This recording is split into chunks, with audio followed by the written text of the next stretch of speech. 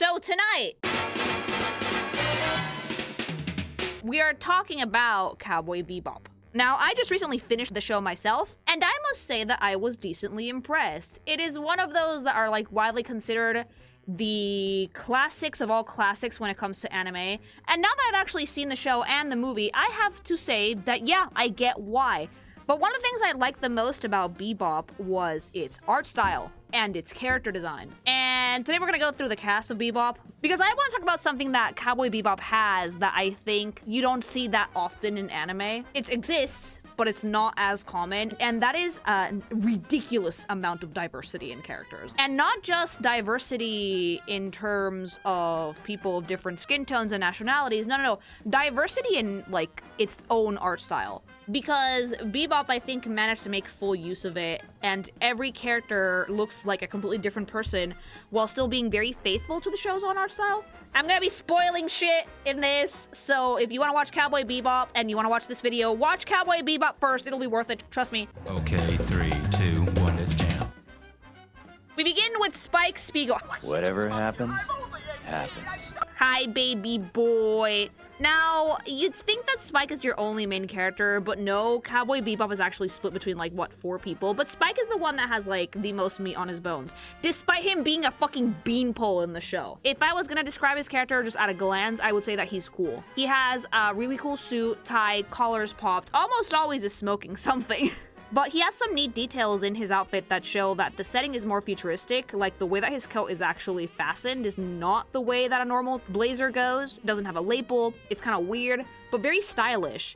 And he wears his pants pretty high up, so you can see most of his socks and shoes. His color scheme is stupid simple, because again, this is the era of anime where character design was very simple. And everything was basically hand animated, with few digital touch-ups here and there. So consistency in character design and character animation was key, right? An interesting thing about Spike to note, though, is that this picture doesn't really show it. Spike has heterochromia, but very subtle heterochromia. Spike lost an eye at one point. He has a cybernetic eye, but, like, the show barely gets into it. What I like about him, though, is the silhouette, because he's a fucking beanpole, chat. Like, this motherfucker is, like, tall and lanky and kind of awkward, and whenever they draw him in very relaxed postures. Even while he's fighting, he looks super relaxed. He's all angles, while still having, like, a very approachable face, very soft hair, too. This man is incredibly agile, he looks incredibly agile, and he's also just long. Because you will see a lot of different types of shape language in Cowboy Bebop as we go on with this video, but with Spike, I would say that he's like a lanky rectangle. However, whenever they draw him, some of his body parts are really making an angle, like his knees are drawn up to his chest, he has a leg bent, his elbows are out, so he always looks kind of spiky, but like in a very subtle, nice way, and the name actually kind of fits the vibe he has too. I just really like that they softened him up though by giving him like a very soft suit and very fluffy hair. An iconic design, definitely, though. Spike is one of those characters that you see him and you kind of know where he's from. He's a beautiful example of, like, character simplicity done well, and some nice little bits of sci-fi with an outfit that could also be worn today. His clothes are really, really, really fashionable. He is the GOAT, indeed. An incredibly attractive character, and a great example of what I like to think is a very competent male protagonist, while still letting other cast members, especially girly pops, have their time in the sun. Also, don't forget, if you guys want to have the energy to toss a fridge into deep space, you know where to go, mama. Gamersubs.gg/Kikimation. A ridiculous amount of flavors, 100 servings per fucking tub, good, clean energy. No crash out, no headache, no feeling like garbage the next day because you fucking chugged too many. Not to mention, this shit is 40 cents per serving, guys. It's literally the most affordable energy drink on the market. You can also try out AFK if you have trouble eating, or just do the caffeine-free version. It's great flavor, an amazing way to kick soda, and altogether, very enjoyable. If you don't want to try any of the stuff out, though, make sure you use code Kikimation at checkout for 10% off your entire order, or go to gamersubs.gg/Kikimation. All right, ad break over. Unfortunately, we quickly forget the lessons we've learned, and then we have to learn them all over again. Father, dad, Jet, when I first saw him, I was like, oh, here we go, token old man, but he really grew on me. And Jet has some really cool visual tells about his past on his character. Like, the dude is wearing kind of like torn up overalls and like a muscle shirt, but he also has what looks like combat boots and a robot arm. And With Jet, I was able to clock that he was an ex-cop immediately. Because A, the color of his suit and the cut of his suit looks like something that would be geared for like tactical combat. It's almost like a bastardized version of like a SWAT suit, but he wears it just really casually. And he also has a very stern face, like giga balding, big eyebrows, big sideburns, and a very stern personality. Like, you can see it in this render that he's trying to look like he's laid back. He's really not. He's the dad of the crew, and he feels like the dad of the crew. Also, he does most of the cooking on the fucking ship, so... There's no beef in here. So you wouldn't really call it bell peppers and beef, now would you? It is when you're broke, all right? I also really like how they did his prosthetic, because it's really subtle. Like, when I first saw his robot arm, I was like, wait a minute, is that a prosthetic? Yes, it is. And several times in the show, people are like, hey, when are you gonna get that arm fixed? Because they have the technology for that. He's like, nope, this is a reminder of my fuck up, because he's that type of fucking old man, you know? He's what the Japanese would call hard-boiled. Egg pun intended. Like, modern anime, I love you, but like, it's like we're afraid of drawing old people. The most we will do is some age lines under the eyes, and that's it. Jet has a nose that looks like it's been broken. He has really bushy eyebrows. He has like some age lines on his forehead, under his eyes, a little bit on the side of his mouth as well. It's an art style that, for me, I personally love to bits because it's incredibly expressive and still has some, not much, but some use of what I like to call the traditional school of anatomy as opposed to the anime school of anatomy. And with men, you tend to be able to get away with it more because we don't give a shit if men are uggas.com.org. But even nowadays, I feel like in a lot of animes, I don't see a ton of older characters in general. Like, we're definitely afraid of old women, for sure. But old men seem to also kind of be going the way of the dodo. So seeing a character like Jet, who's just so aggressively middle-aged, I love it. He also has the sci-fi touches that Spike has, but his are less subtle. So he has an implant on his cheekbone. It probably helps with his vision because he has a scar across his eye. And he has the robot arm, which is very sleek and aerodynamic and very much subtle. If Spike is the guy that shows up with ice to the party, Jet is the guy that shows up to break up the party. Does that make sense? He doesn't have any kids, mind you. Like, his kids are fucking the Bebop Crew. Dad-coded, super fun, and he's great. He really grew on me. Get down. No dogs on the table. That's cold. I love this stupid corgi. So Ayn is super funny because he's just a dog. Not only that, a pretty realistically drawn dog as well. A lot of animes also like to make very stylized animals, which I always find very cute. But it was really funny to see like just a fucking corgi. It's like, oh, it's a part of the crew? Yeah, it's a fucking corgi. Leave him alone. He's a data dog. He is pretty smart. He basically trained himself. He just has like his little bowl that Jet probably made for him immediately. And his thing is that like he's usually on the ship. He's a big like comedy relief. And once Ed joins the crew, that dog is attached to Ed like a fucking barnacle. He doesn't like Faye, for good reason. She ate his food in front of him. Tolerates Spike, loves Jet, loves Ed, and it's just so cute. It's a fucking corgi. Yeah, they didn't give him anime human size either. They just made a dog. What's the character design analysis on Ayn? It's a dog. It's a corgi. That's it. He's perfect. Best boy. We girls are different. We have to be pampered because we're delicate and refined. Excuse me while I... Faye Valentine is not only gorgeous, she's an asshole. And she is an asshole that, for me, who has been watching, like, very modern animes where girly pops are either, like, massive villain or the nicest being alive, having the middle ground character where she is terrible but also, like, has her, like, moments is, like, chef's kiss. You literally made, like, your one person look like her unintentionally. No, like, the personality is very similar, too. Like... Faye actually has one of those designs that I've seen before I even know what Bebop was. I think one of my first interactions with not safe for work material was on Tumblr. It was a GIF of the Cowboy Bebop movie where Vincent cuts her top open. I was like, whoa, that's kind of hot though. Her design is baller. It's definitely super sci-fi in a very sexy way. The suspenders, the shiny shorts and like crop top, the red crop jacket, the fucking unnecessary thigh highs, but were super fucking sexy with like the cute little booties and like the short hair with the headband. She has like anime girl hair vents as well. Faye is, I think, my favorite character in the show, not just because of the way that she was written, but the way that she is drawn is, it's pure sex, mama, I'm sorry. I really miss this art style in anime because every woman in this show was a bombshell, but Faye in particular activated my fucking almonds. I don't know if it was because she had like the really like big green eyes and the thick brows and like they're just really tiny red lips. Not to mention her body type is actually, for the time, pretty risque. Nowadays you see anime girly pops that look like Big Booba, but with Faye in the 90s, this was actually pretty out there, chat. Decent bazongas. For today's anime standards, Faye has pretty small boobs. But she was pure sex appeal, and for a show like Bebop that kind of wanted to like also get a Western audience, this was pretty scandalous, I would say. Her color scheme is predominantly very warm, very shiny. Also, she has this. She has like, woman! Fun part is that her outfit is stupid sexy, and it still makes perfect sense. Like, Faye's outfit does not stay on with double-sided tape on a dream. She has an actual top and shorts and socks and boots and the red, like, jacket, which is mainly, like, it just kind of looks like a shirt she stole from Spike, honestly. Does Faye have a goody outfit? Yes. Yes, she does, kind of.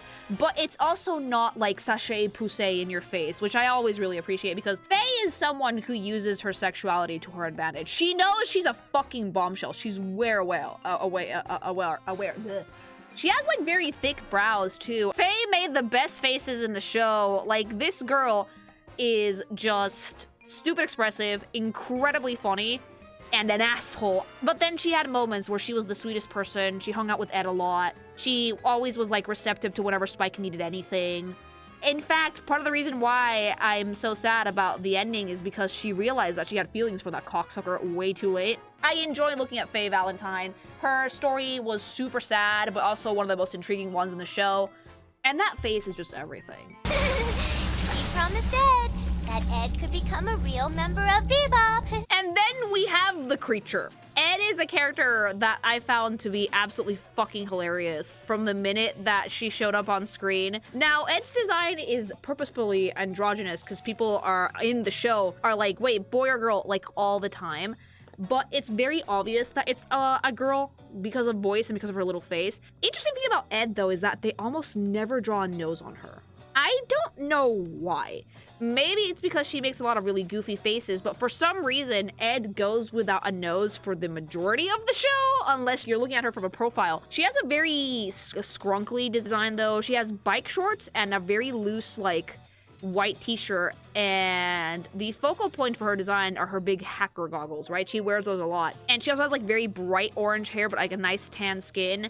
She's kind of like the very much needed young breath of fresh air to the Bebop, because between gambling addict McGee, worried dad, and ex-mafioso running away from his past, we need a little levity in the situation, okay? Because, like, look at this fucking creature. In fact, I'd be willing to bet that Ed is more alien than person. No bones, no nose, but she still fits in with the Bebop perfectly. Her real name is Francoise, but I like Ed, like Radical Ed. Everybody just goes with that. She is, I think, the most simple design in the team besides Spike, but I think it really suits her. For a character that's like mainly comic relief and is usually staying inside, the lack of shoes was always really funny. Always sitting down in weird postures. Like, her body language is similar to Spike, but unlike Spike, who has like a very relaxed sense of fluidity, Ed feels more erratic in her movements than Spike does. Like, Ed feels like she's gonna fucking burst into dance any second now, which is why she's so funny to look at, because like no bones.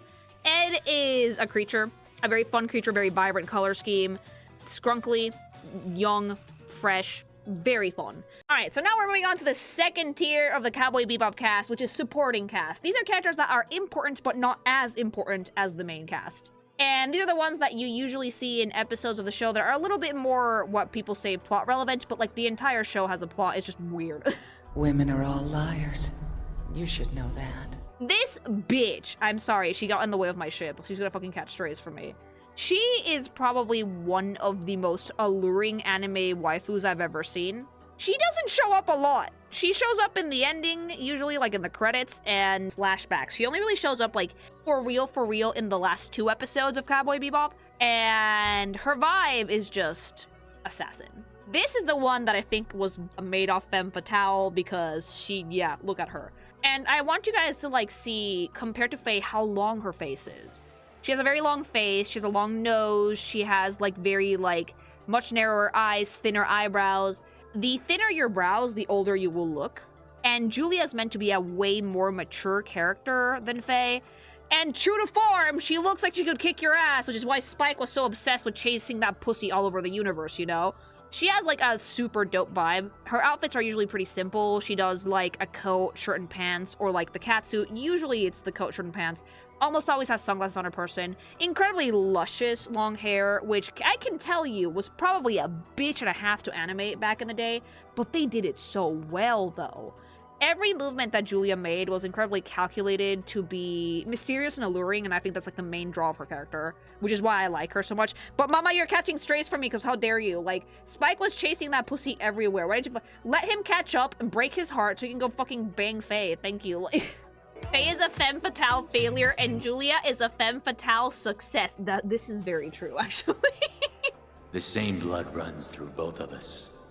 The blood of a beast who wanders, hunting for the blood of others. Where do I even begin with Toxic Yaoi, the character? Vicious is, I guess you could call him the main antagonist of Cowboy Bebop, but like, to me, he looks like he could have fucking dropped in from Yu-Gi-Oh! He also has like some fucked up weird bird all the time. He also does not fight like a normal fucking asshole. Like, he has a sword and he's gonna fucking use it. The Sephiroth to Spike's Cloud. Yeah, basically, like... Dombe. And again, Vicious, notice, like, similar to the Jet, he looks older. Pretty, like, pronounced age lines under his eyes. So if Spike is 27, Vicious is probably, like, in his mid-30s. His outfit is pretty simple as well. He's wearing, like, a trench coat with, like, some gold details and just normal dress pants. But, like, his focal point is usually his face / his sword. He never takes that shit off. And he always has, like, a disgusting fucking creature bird with him. It's gross. Like, Vicious is one of the few times that I called bullshit on Cowboy Bebop. Spike fucking threw a grenade into that fucking fire and then yeeted himself out the window, and I was like, Vicious, how the fuck did you survive that? Like, Vicious is the embodiment of no body, no death. And it's so funny because I feel like he only really has it out for Spike. It's just a petty grudge. Notice, however, though, how his body language is the more severe version of Spike's. He's also very lanky, but he's all angles. Where Spike has a very relaxed aura about him, Vicious does not. His hair is not soft at all, it's all angles. He's always drawn in on himself, ready to fucking draw a sword. Very stabby, very sharp, very triangular, very intense. And it kind of plays off on how both characters approach things. As Spike is very much like, I'm gonna go let the chips fall where they may. Vicious needs absolute control of everything. If he doesn't have it, he will try and kill you for it. And it kind of shows in his character design. Also, his bird is super intense. It really adds to the silhouette. So I'm glad this one was included in this presentation.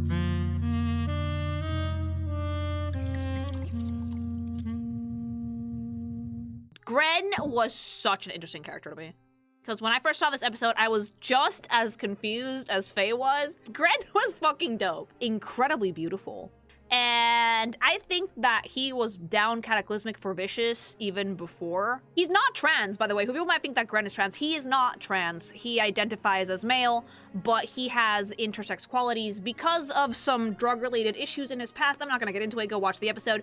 He identifies as male, but he looks like a woman when he dresses in specific ways. Like, he does have the badubas. It confused the fuck out of Faye. Like, she was gonna shoot him, and then she was like, hold on, tits. I liked it, though, because they went about explaining what happened to him pretty respectfully. And his design is just really great. It's, like, a very androgynous face. And you think he's a guy, like, just a normal guy, until you see him naked, and it's like, wait a minute. He has a very, like, skinny silhouette, very pretty, very elegant, and I just mainly just like how the way that they did his face. It's someone who looks like very sad. He has a really sad story, but I like that he did his absolute best to get back at Vicious when he could. Hey, amigo! With Judy and Punch, we go into, like, what I like to call the more diverse side of Bebop's art style, because the Cowboy Bebop artists were not afraid of drawing ethnic people and draw them properly. It was really cool to see these two, though, because in a show that's, like, super sci-fi, they just had, like, silly cowboy outfit. Judy's was amazing, though, because it was like, Judy, how the fuck is that staying on? I know how it's staying on, besides Double Tap in a Dream. She has underwire in her coat. So the underwire is supporting the bulk of the tits without them spilling out. There is some structure to her coat. It's also cinched in at the waist with, like, the really, like, short cowgirl skirt underneath it in, like, leather. Punch is just wearing a very traditional cowboy outfit with, like, the stars. Very silly, very cute. And it was just really fun seeing these show up in the show to announce bounties every so often at exactly the right time. Judy also has a beautiful face, although she's not as elegantly drawn as Julia and Faye. This type of, like, eyes for anime is just incredibly cutesy, but very, very pretty. Great hair, Great, like, fucking theme. You would not think this isn't a sci-fi show, but it is. My poor baby got laid off the show. Yeah, but she got married later, so it was fine. Like, and Punch went to take care of his mom, which is really sweet. Iconic mustache. But look how well he's drawn while still respecting Bebop's art style. Like, still has the kind of droopy anime Bebop eyes, but he has a very wide nose. He has, like, a very sculpted face, bigger lips. Like, it's very, like, nicely drawn for a black person, which a lot of anime struggles to do for obvious reasons, because fun fact, most anime doesn't do a lot of facial features. They tend to kind of just go overboard on facial plasticity, hence the giant eyes and very small mouths, and kind of ignore the actual skull and bone structure of the face. Not Bebop, though. Bebop actually did that really well. We all dug that gate together, and you know it. That we did. We worked like there was no tomorrow. And what do we got to show for it? Why the fuck are the 3 old men and not in the Globshito tier? Simple. They're everywhere. You ate lunch a few minutes ago, blast it. Really? Did I like it? Who are these guys? In, like, every other episode of Cowboy Bebop, you see these 3 old fucking stooges playing, like, domino or cards or something and smoking and talking mad fucking shit. If you're a cop, we don't know nothing about nothing. Do I look like a cop? You're a syndicate, dude. They're about the same if you ask me. They're so fucking prevalent that they actually have a role in the movie. All 3 of them got into one rickety-ass plane to help save the day. It was so fucking funny. And again, we're not afraid of making men with actual facial features old as fuck men, missing teeth, really wrinkly faces. Like, these are ancient, but they're not cutesy grandma anime ancient. They're just old. And their designs are actually not that sci-fi because they all were alive when the gate warp incident happened on the moon in Bebop, like back when Earth was not, like, you know, fucked up. So they still dress very normal. They still dress pretty much like you would dress on Earth like 50 years ago because you get used to that. It's like my grandpa who refuses to wear jeans. It's like that vibe, you know, like very much set in your ways, which I love them. Didn't you read the flight plan? Lighten up, cowboy. We're joking. Now, Lin I put in them more in supporting roles because even though he wasn't in the show a ton, he still had a lot of plot significance, especially when it came to Spike.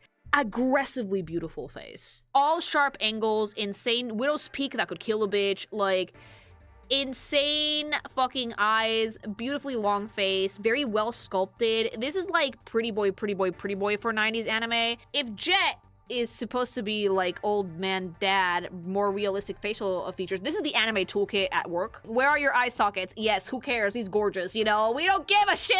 Annie... Another moment that made me cry in this fucking show. Annie was really good, though, because Annie was friends with Spike and Vicious and Julia, so she knew all of them. And she had ties to the Mafia, but she was chill. And again, we're not afraid of drawing older people because Annie looks aggressively in her 50s or 60s. The age lines on her eyes and mouth, her face had some more bone structure, she had a bit of a double chin, like a more pudgy older woman. I appreciate Bebop's art style for being very faithful to the ages that they actually wrote for these characters. And Annie does feel very old. Laughing Bull. Now, this is how I knew that Cowboy Bebop was actually a Western pretending to be a sci-fi show, because, like, whenever Vicious showed up, he would show up too. And he would always say something cryptic about how Spike was gonna die. His star is about to fall. I have dreamed it. And it came true in the end. A great design, and, like, it's not a Western without your Native American representation, except this was Native Mars. Great design, incredibly iconic. Sci-fi? No. Not even a little bit. He looked like he existed 100 years ago and just happened to fucking spawn in Cowboy Bebop. I loved it. Bob is actually one of Jet's friends, I think old colleague. Look at the fucking facial features on this man, though. Super hooked nose, really sharp eyebrows, pointy as fuck chin. The age line, similar age to Jet, I would say. They didn't show up that much, but when they did show up, they always had something important to say. Like, Mao. Now, Mao! Mao just fucking existed to get ganked by Vicious. Mao was on screen for about 5 minutes, right? And he closed the business deal, and I was like, who the fuck is this motherfucker? And then Vicious just stabbed him in the back. Yeah. He was like Spike and Vicious's dad, okay? And then Vicious stabbed him in the dick. The Vaughn, these were the elders, I think, of the syndicate. And it's just fucking 3 old frogs in Chinese outfits that were like, oh, Vicious, we're gonna kill you, and then they just got ganked. The main reason why, you might be wondering, Lily, what the fuck is with Globshito Hour? Simple, I really wanted to showcase the diversity of the cast in Bebop because it's insane. And this is one of them. They all look almost identical to each other. It's like the elders of the syndicate. They all have like the same outfit, the same neck wrinkle. the same, like, funny hat. And yeah, they look old as death. I'm sorry. Like, these dudes were ready to croak at any point. Quite literally, I feel. They look very toad-like. Shin is not as important as Lin because Shin had way less screen time. Lin was his brother. Spike is such an uggo compared to, like, Lin and Shin. Holy shit. Like, same uniform, but, like, unlike Lin, his shirt and tie, his shirt was, like, blue. Very beautiful, ride or die for Spike, and was like, stop vicious, and then everybody died. Like, the more that you know, the shorter your life will be. I love a woman that can kick my ass. Now, Electra is mainly important in the movie, which is why she's in Glove Sheet, though. She's so gorgeous, though. She has, like, the military vibe. Insane eyebrow game, very pointy hair, very athletic. Love the tan skin and the choker. Super sexy, a great character, and I love that Spike was like, I would like to date this woman, thank you very much. Spike saw her and immediately was like, oh, I'm locking it down, you know? He wanted to. She said no and tried to fucking beat him over the head with a broomstick. Like, I love old school anime art styles. They're so sensual, like everything's so sexy, so grown up. Yeah, I lot of girl who would literally kill me, that's it. The reason that meme exists is this woman, actually, fun fact. We'll find out soon enough that the world itself is insane. Vincent almost made it into my Ratman folder. Almost.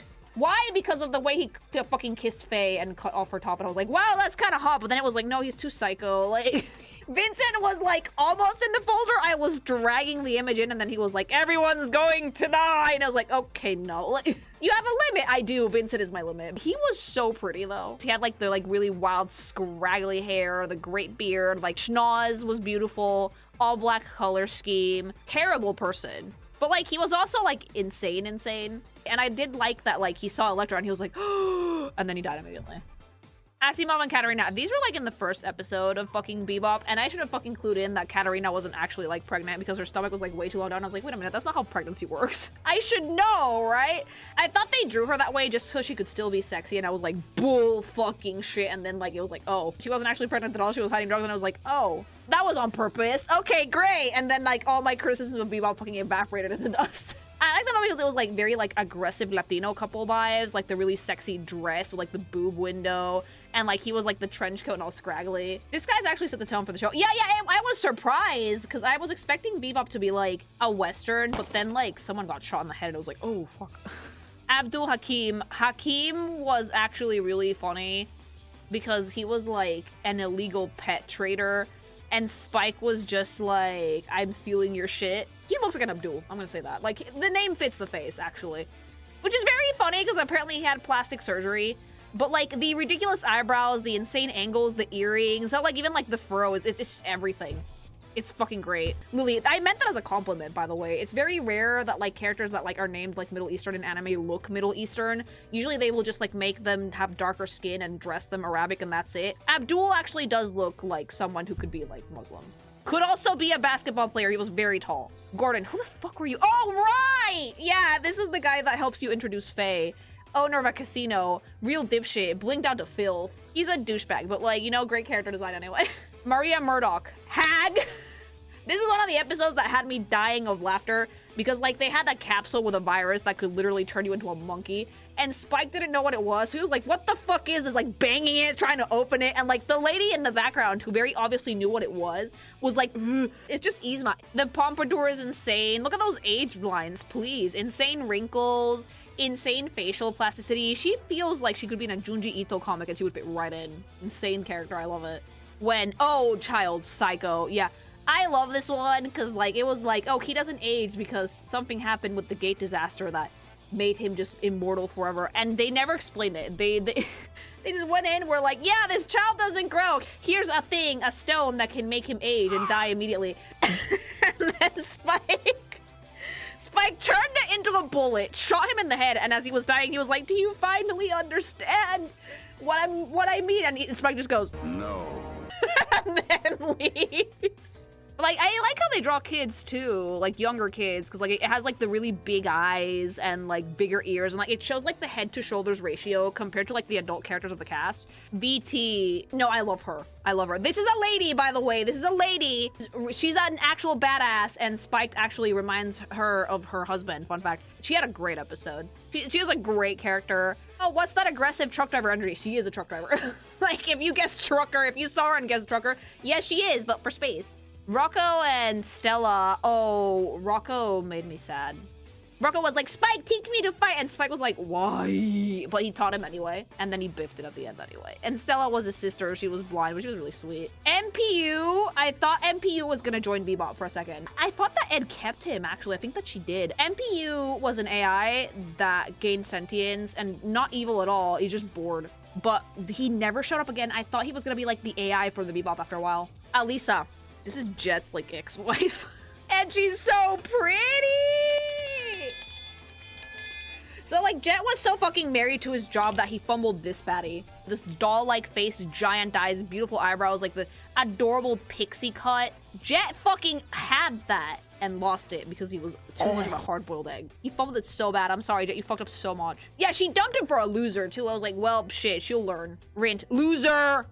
Loser, like, fucking beta, like... This is the guy that, like, Alisa ended up with after Jet. He had a good heart, but he was also stupid and a criminal, and Jet sent him to prison. Jet, like, a moment of pity. It was really good. I like his outfit, though, and I enjoy the 90s anime hair very much so. The Fridge Monster. The best, the funniest episode. Look, if I'm gonna convince you to watch Bebop at some point, even if you already know, like, some of the story beats, please just watch it for Toys in the Attic. Hell, you can watch this episode with no context of Cowboy Bebop as a show, and it will tell you everything you need to know about the show. Ed ate this. Disgusting. Vile. Like, this happened because Spike left lobster in the spare fridge for like a year. That immediately made me go downstairs and clean out my fridge. I'm not joking. Like, I was like, ah! It's a character-focused episode, and it has one of, like, the best visual gags I've ever seen. So, yeah, I would watch...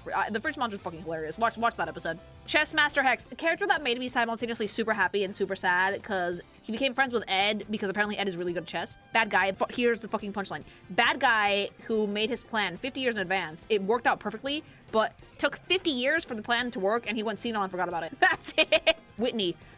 I hate you! This is the reason why Faye is never gonna fucking pay off her gigantic debt. This guy is a fucking serial son of a bitch scammer who literally got an implant to make himself fat so he wouldn't be recognized. He faked his death to give Faye all of his debt. A fucking asshole. Dipshit. I hate this guy more than I hate Vicious, because Vicious at least has like a petty yaoi grudge. Whitney's just an asshole. Backles and Manly. I like these two, but I wish they had stuck around a little bit more and explained a little bit things to Faye a little bit more, because like Faye's actually like almost 70 years old. She was put in like cold sleep, and she woke up to this doctor and this nurse, but like they're also like con artists, so it's very likely that her debt is like void.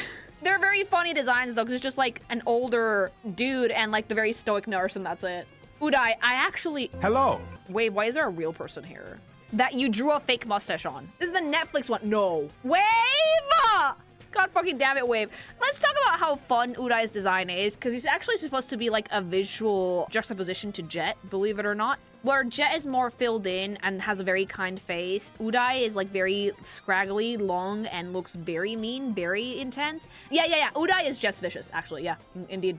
Domino Walker. Oh, the Mushroom Man, I think. This guy was just around for like the mushroom episode, and he had like a very funky design. It was really funny. Shaft is like a 70s stereotype made into an anime character. And he was so fucking funny too, because he was carrying around the coffin that was like empty because his brother died because of the mushrooms of the guy before him. Coffee. Mama. Yeah.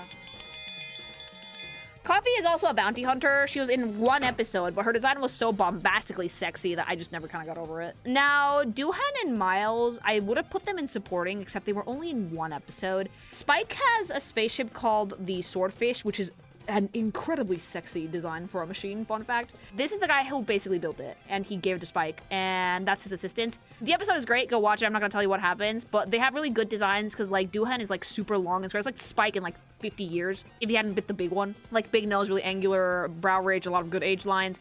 Mechanic, insane mechanic. And then his, like, assistant, which is just, like, a much younger, spunkier dude who likes to listen to, like, old-timey sports broadcasts and also tries to, like, get him to put modern technology into his ships, and he's like, no!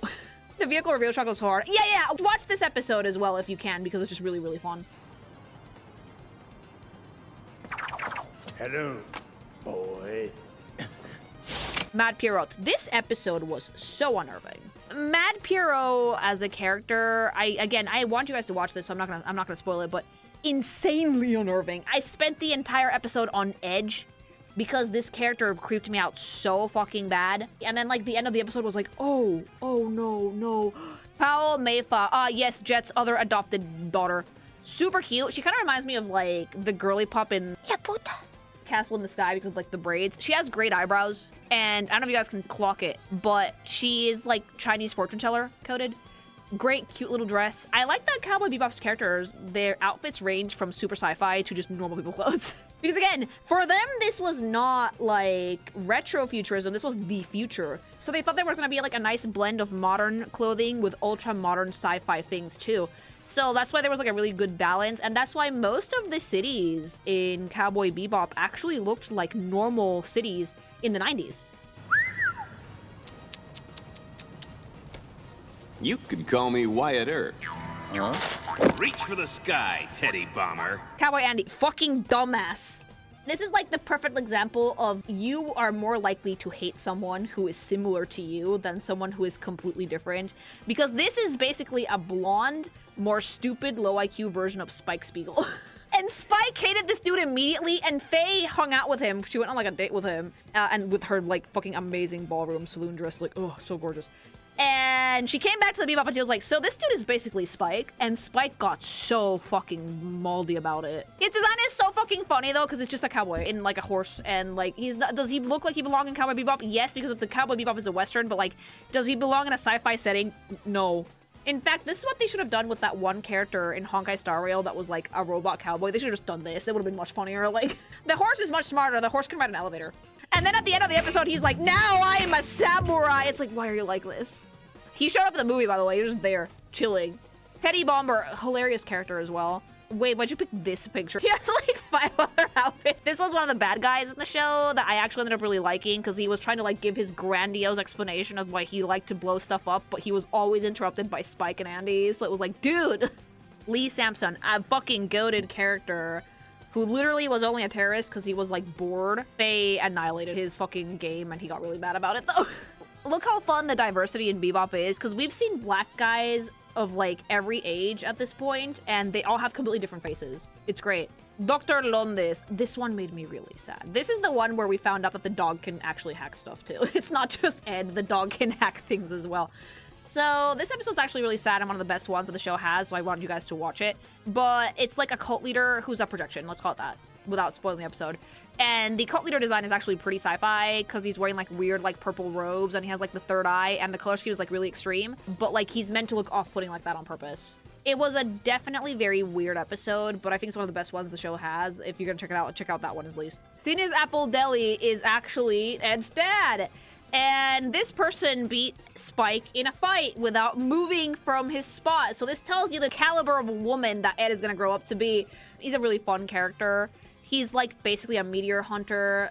He's really funny, though, but not the best dad, if you ask me, because he just left Ed in an orphanage so he could go do this. His color scheme is actually really similar to Ed's, because he has, like, the orange of her hair, the blue of her goggles, the green of her goggles is in his eyes, and he has, like, white and black as well. And same skin tone, so you can tell that they're related because they're both very wacky personalities. I want to talk about the spaceships in Bebop real quick. I'm not a product designer or anything like that, so take what I say with a grain of salt, but I can say that vehicles, especially in Bebop, have a fuck ton of personality, and I think that we should talk about them a little bit. Beginning with the Swordfish, this is Spike's personal rocket. I love this because it perfectly encapsulates his personality. It is sharp, it is pointy, it is speedy, incredibly agile. Such a fun ship to look at. In the opening, it shows up a fair bit, and I like it because it actually perfectly describes shape language. This is predominantly triangular, and it matches Spike to a T. It's a great vehicle. I definitely think that when it comes to sci-fi, making, like, personalized rockets for characters was definitely the way to go. Next, we have the Red Tail. This is Faye's spaceship. Faye actually has the very round design language in her personal ship. It's very sloped. There's no hard angles anywhere. It has 2 guns. It's like a little like round cabin. Most of these ships have round cabins, but they're like hidden in the chassis of the ship. Not Faye's. Faye's is actually out there.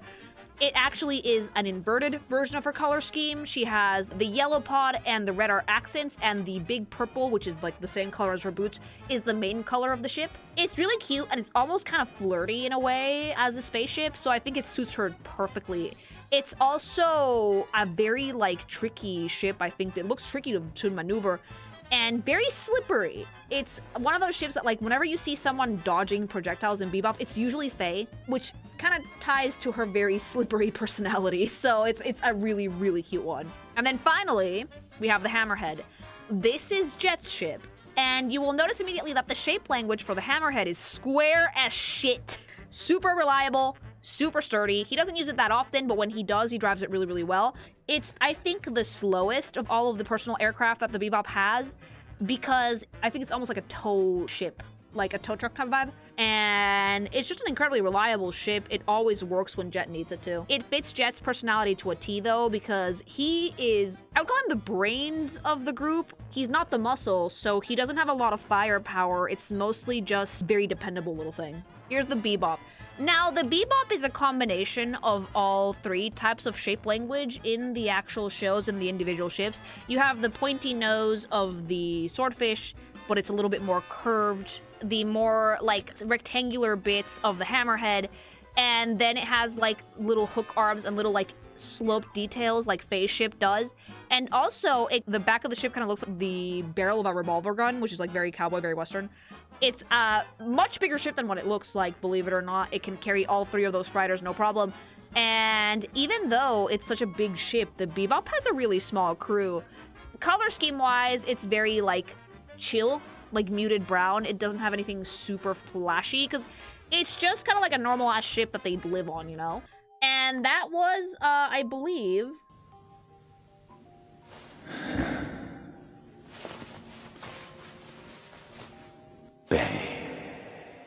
the end of the cast of Cowboy Bebop. Now, if you have taken anything from this, if you have not seen the show before, if you are new to anime, especially if you are new to anime, I would implore you to watch Cowboy Bebop. Because, yeah, this is a great show. The art style is phenomenal. It's a classic for a reason. It's really funny. It's really heartwarming. It's really sad. It's just really well made. It has great characters, great diversity, really fun, memorable, simplistic designs, and it's also a really good sci-fi. I highly recommend it if you haven't seen it already. And if you have, rewatch it in whatever dub or sub you want. Because, mama, it's worth it. And they just do not draw girly pops like they draw Faye anymore, do they? Yeah, I'm very gay for Faye Valentine. I'm sorry. If you guys like this video, like, comment, and subscribe. Do you guys want to see me talk about more anime? Let me know which show you'd like me to cover in the comments. And remember, if I said anything that makes you mad, it's just rage bait, mama! Also, don't forget to check out Gamer Subs. Use code KingMation for 10% off your entire order.